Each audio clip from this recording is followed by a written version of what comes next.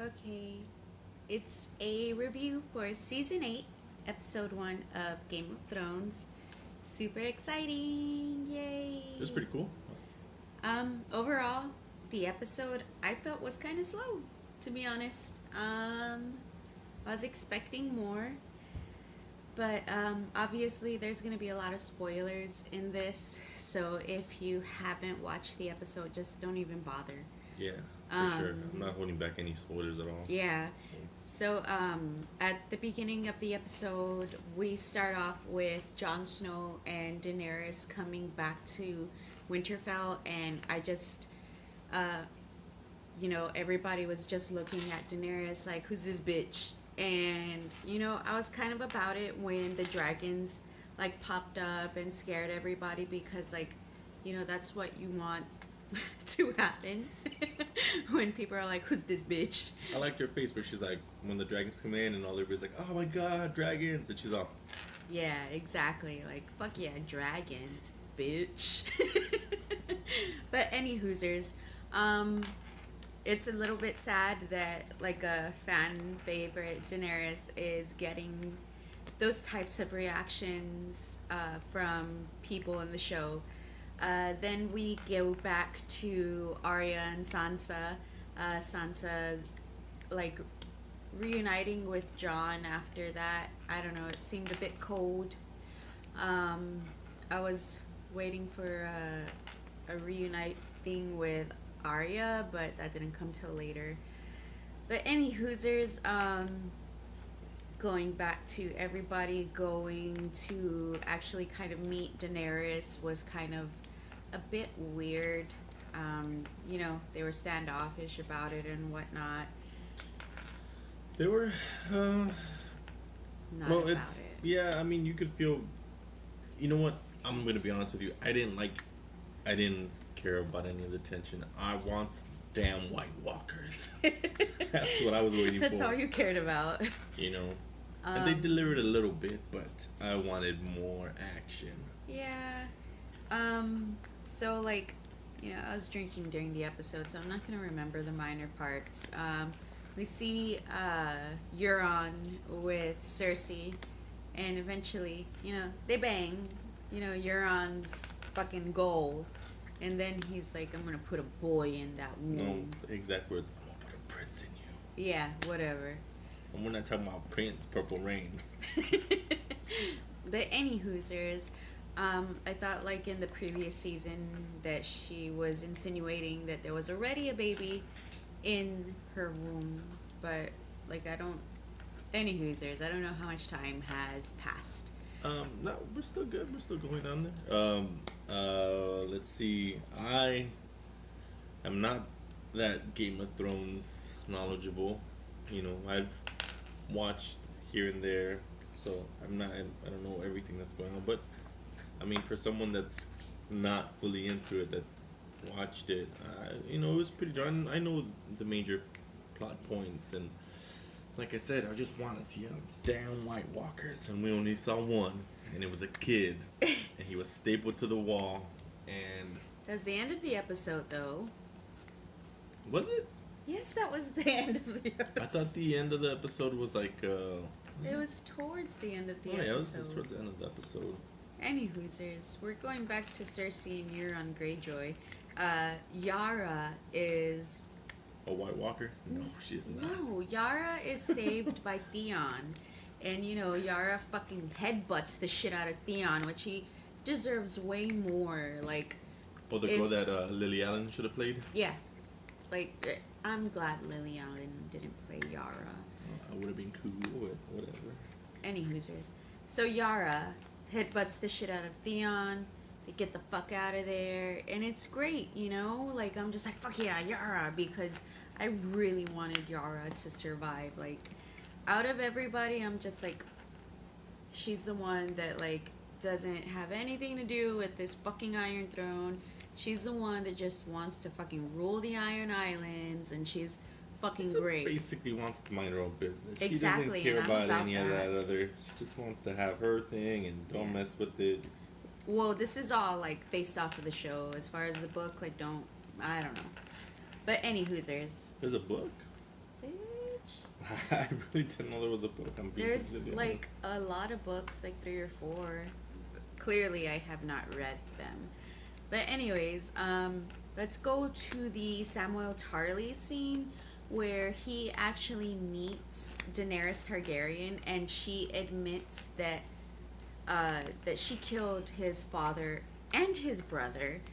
And he's a bit taken aback by that, which Boy didn't even like you to begin with. exactly like I understand if you felt a little bit sad, but like he takes it like no, like he took it up the butt about that. Like I'm just like, come on, dude. They were probably roasting you as they got killed. Like why couldn't it have been him? He was probably getting flamed as they were being killed. That's true, but so yeah, like I didn't expect Samuel Tarly's reaction that he did. Like I know he was about his family and everything, but I just wasn't expecting him to react that way, and then to even mention the word treason, when they're talking about Daenerys and what happened, because he asks Jon Snow, like, would you have done that? Like, you fucking pardoned all of these wildlings and whatnot, but like he was banging a wildling. Like, does it count? But anywho's, Well, I mean, it's a completely different thing. Like these are like wildlings. That's in their name. They're like literally like little savages. They don't know better. And like these people, they're supposed to know better. Like she's got fucking dragons, bro. speaking of the dragons, oh my god, the whole scene with Jon and Daenerys, like I was kind of stoked and amped for it. Like, fuck yeah, Jon's finally gonna fucking ride a dragon, and it's gonna be fucking great. And then, like I love Harry Potter, but it reminded me of the Harry Potter scene when he's like finally riding around on a fucking broom, and he's just like, yeah, like that's what it reminded me of. And they like go to like this fucking frozen place with a waterfall somehow that's still going, and I don't know. It was like 1 or 2 minutes that I found myself saying like, this is unnecessary. Like we waited. It felt like it was a lot of filler for the first episode. Yeah, there was really no like good plot points, but I guess it's a good way to like ease you back in. They don't want. I guess they didn't. Don't like, ease me back in. I would have started White Walkering it up all over the place, and they give you like a tiny tidbit of a preview. And apparently, it's coming. So. Well, I doubt we're gonna get any action next episode too. I would hope so, but the one scene that like I found like hopeful is the scene where Arya actually reunites with Gendry, and she's just like, can you fucking make this? And he's just like, what's it for? And she's like, my best scene was when that wheelchair boy was just standing there, and that dude that threw him off the thing comes in, and he's just like, yeah, I'm still here. Wheelchair boy as in Bran Stark. I'm still here. But anywho's, obviously he has not seen all of the seasons of Game of Thrones. Like, I've seen all of them. I'm not gonna say I'm like a super fan, but I've seen all of them. But anywho's, I'm still here. back to the Arya scene. Hand guy. Back to the Arya scene. His name is Jaime Lannister. But back to Arya. I think that little drawing that she gives to Gendry is very important, because I think that might be how. Since we're not in a since we're not in like a very, I mean, we can talk like adults. I was all, is that like a fucking giant dildo? It was not a giant dildo. I was like, what is that? It was clearly a weapon. Yeah, it's gonna be clearly something. A weapon. But and I thought that it was going to be the way that she could possibly be the one to kill the Night King. But what is it? It didn't even make sense. Well, I don't did it know, look but like? fucking clearly Arya was like, make this. And He was just more like that whole scene was much more flirty. And it was cute because like I'm one of those people that are like, yeah, I'm shipping Arya and Gendry. I'm just like, do it, not on scene or not on TV, but do it. I don't know. It was a cool scene. I liked it. It was especially that dude. Like the last time that I remember, like he didn't look like that. Is that like a new actor? Who? The blacksmith bastard guy. Gendry? Yeah. That's the same dude. It's the same actor? Yeah. Huh. I guess he just grew up, right? Yeah. Huh. I think the last time we saw him, I think he was like rowing a boat. The last Like time I saw him, the last time I remember seeing him in the episode is when they're taking him off in the wagon that he was captured. Oh, And- you're like thinking like first season, babe. Yeah, that's the last time I saw him. Anywho's, so there's that. There's this random, or well, I guess not random, because there's a scene where, I know, Braun, I think that's his name, Braun is in the brothel and he's, about to bring 3 prostitutes, and then they come in and they're like, I need you to kill fucking Tyrion and Jamie. I'm drunk. Let me just say that. Tyrion and Jamie, and clearly we are very much out of the timeline. No, are you? I mean, I thought Or it was no, like a I'm 15... saying like the show timeline. Oh yeah. I don't remember where that was. The best part of that scene was when they took off. that dude was all like, no, when the dude comes in, he's like, hey, I got a mission for you, buddy. And the dude's all like, I guess so. Let me zip up. And he's zipping up, and the chicks are like, hey, see you later, guy. And one of the chicks goes up to that old dude, and he's like, I bang old dudes, by the way. And like she leaves, and the dude's all like, shame, she won't live because of, I don't know, some kind of like medieval disease. And the dude's like, wait, what? Which one of them was that? I thought he said smallpox. I don't know, something like that. Like I'm guessing it was some kind of disease, but the dude was like, oh, and like, Yeah. I kind of caught it real quick. Yeah. But I was like, yeah, that's pretty funny. Yeah. Well, any Hoosers. So there's all that.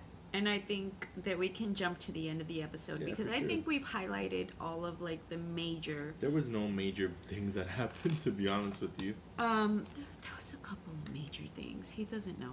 But Like that dude confronting the dude that pushed him off him with his eyes. with his eyes. Anywho's. So anyways, back to the ending of the show. Oh God, I think it was Ned Umber, the little boy that said that he was gonna bring His army. his army. army. He just needed wagons. Yeah, and he was like nailed to a wall, and then there was like all of these like, were they legs or arms? It was they had like it was like Body it was like a parts. 3-piece meal from churches. You had It's a couple more of than a thighs, piece. some legs, some drummies, and then some hands. Boy. So- Anywho's. And it was like a little spirally looking. It was a thing. spiral of body I'm parts. guessing some kind of And symbol. he was in the middle, and As soon as I saw it, I was like, that boy is not dead. he actually did say that, and then like he opened his eyes, and I was like, oh fuck. But the I would have came in with that flaming sword and just kebab that dude. the whole scene started with Tormund going in there, like, and it's dark as fuck. I'm like, fuck, don't kill Tormund, but whatever. But anywho's, so at the end of the episode, they show that this poor little kid has been nailed to the wall, and that there's like body parts spiraled around him, and he's become a White Walker, and they set him on fire, and he gives like this unearthly screech, and I feel bad for him. Yeah, I did not appreciate, like, actually, like, it was weird because, like, when that kid stood up and he was all, like, giving his little, like, dialogue, I was like, that's a cool little kid. I was like, Clearly, I wonder... you have not seen Lyanna Mormont. No, like, that's what I'm saying. Like, clearly I'm referring to him as that little kid. So I was like, that's cool. I was like, I hope there's more. I hope he does more. I hope, like, he comes back and he's like, these are my boys. Chop them up. And then I go in there and this dude's stapled to the wall. Like, at first I thought, like, they wedgied him on the wall. to prove a point. They don't wedgie people in Game of Thrones. No, they do not. Just give me a flaming sword. I'll kebab some people. But yeah, it was a pretty good ending. Yeah. But anywho's, that was pretty much the highlights of the episode. I don't remember much more. There was a lot of scenes where, like, they don't Grey Worm doesn't have any dialogue. Miss Sandy doesn't have any dialogue. They're just like looking at each other like, shit, these fucking Northerners don't like us. And there's just a lot of people to cram into this first episode because they've been gone for so long. They did good because the tension, you could really feel it. Like anybody pops off and says something, it's gonna turn into a big old, kerfuffle. A kerfuffle? Yeah, for sure. Kerfuffle, whatever.